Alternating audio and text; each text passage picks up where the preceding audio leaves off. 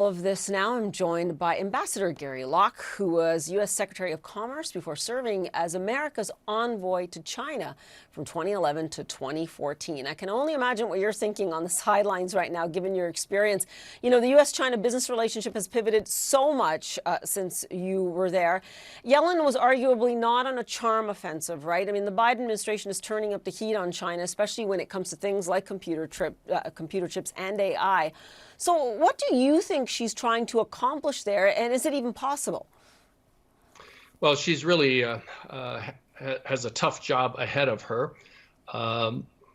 China has announced export controls or restrictions on U.S. access and in fact, access by the entire world to some of these very rare earths, these very specialized minerals that we use in making sophisticated chips.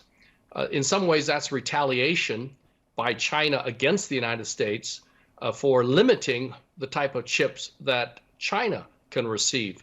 So Secretary Yellen is really walking a very fine tightrope, expressing concerns about the restrictions that China is putting on things that we need in America, even though we're putting restrictions on what China can receive from the United States.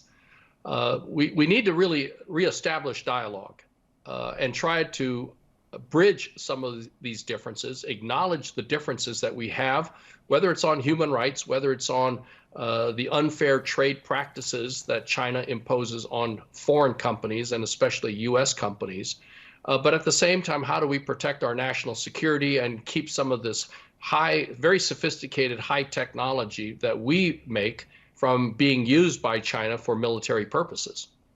And yet, I do hear the concern in your voice. How do we, avoid a tit-for-tat retaliatory cycle here? Because China has said, look, on chips, anything we have the power to do, including, as you said, put those export controls on critical metals and minerals, we're going to do it. Yes, and that's why it's a very tough situation, because China is saying, well, why are you stopping the sale of highly sophisticated U.S. chips coming into China? If you're going to do that, well, then we'll just limit the materials that you need to make chips for yourself or anybody else. The world relies so much on these rare minerals coming from China. Other countries produce it, but not to the volume that China does. And even if we were to try to develop the alternative sources, it could take years for the United States to find these suitable alternative sources. Yeah, not for lack of trying, as they're running all over the world right now, trying to speed up that kind of procurement in different countries. I want to pull out from this economic discussion, though, for a moment and talk about Yellen's participation in a larger push by the administration to stabilize, right, this relationship with China. I mean, we can say de-risk all we want when it comes to commercial and business ties, but we're all looking forward to a de-risking in geopolitical terms. How best to find that common ground with China? Well, there are many things where we can cooperate with China and where China would like to cooperate with us. In fact, the world wants the cooperation between the United States and China. Excuse me. For instance, climate change. United States produces more greenhouse gases per person than any other nation. China produces more by volume because it's 4 times the size of our population, and combined we are the 2 largest emitters of greenhouse gases. And so if China were to make a significant reduction in greenhouse gases and we do nothing, China's efforts and sacrifices will be for naught. And the same thing with the United States. If we're able to dramatically go to electric vehicles, reduce the use of fossil fuels, et cetera, but China does nothing, then all of our sacrifices and all of our investments make no sense. And so the world is looking for leadership and cooperation between both China and the United States. And that extends to, for instance, stopping North Korea from developing a nuclear weapon, or finding a cure for some of the most dreaded diseases, or even just fighting global terrorism. There are so many areas in which we can cooperate, and perhaps if we can start working on those common initiatives that are of benefit to both the United States and China and the world, that can help create a pathway for discussion and negotiations over some of these economic trade issues. You know, I take your point on climate. I know John Kerry will likely have a trip to China coming up soon. But when you get to matters of defense, I mean, the Secretary of Defense here, Lloyd Austin, can't even raise his Chinese counterpart on the phone, at least not that we know of right now.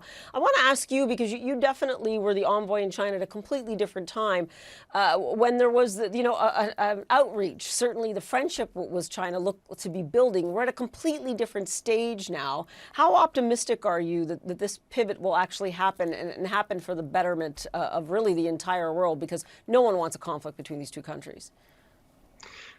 We definitely need cooperation, and that's why Secretary of State Blinken's visit was important, followed up by Treasury Secretary Yellen. That's important. John Kerry's talks with the Chinese on climate change. That's important because the Chinese are seeing the effects of climate change themselves.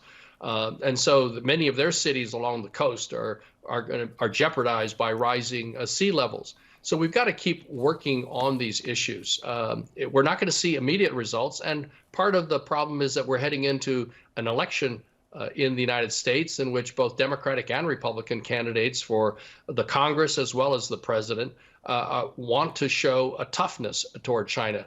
That's a very delicate act.